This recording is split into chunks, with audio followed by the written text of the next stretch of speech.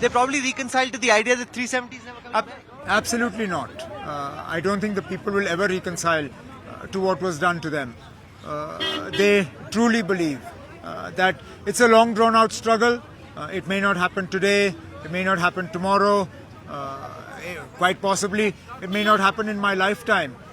But one thing that they are always reminded of is the fact that sort of political strength, it ebbs and flows. In 84, the BJP was reduced to 2 members of parliament, and people here haven't forgotten that. In 84, who would have believed that you would see something like this happening to Jammu and Kashmir? But you did. So what's to say that tomorrow you won't have a government in the centre that's well disposed towards J&K? We're not fighting this battle alone. There are political parties in other parts of the country that have stuck their necks out and have found common cause with the people of Jammu and Kashmir. And that gives us a lot of hope.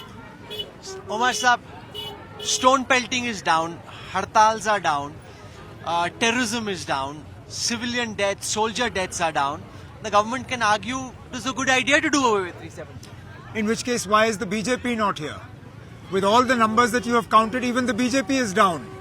Now, the sort of the yardsticks that you use to measure normalcy, this is not the first time you've seen a situation like that.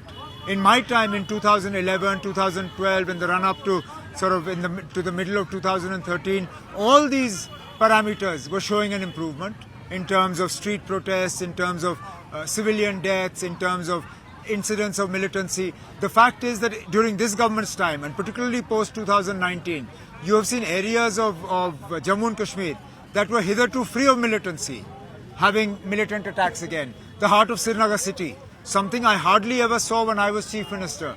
Rajouri Poonch, the sort of attacks you've seen directed against the security forces, that horrendous encounter in Kokarnag a couple of years ago.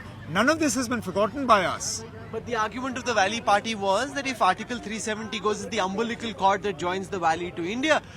Article 370 is gone, people are on the streets, they're fighting an election, you're campaigning, and you know, the Valley didn't explode in the way that many were suggesting would happen if Article 370 was taken away. Well, I don't know, you probably weren't here. I was locked up.